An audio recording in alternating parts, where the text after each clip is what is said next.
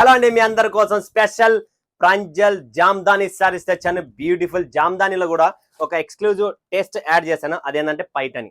చూస్తున్నారు కదా, పైటని జామ్దానీస్, తర్వాత figure prints jamdanis, digital jamdanis, రంగరైజ్ జామ్దాని, డిఫరెంట్ జామ్దానీస్ కలెక్షన్స్ వచ్చాయి.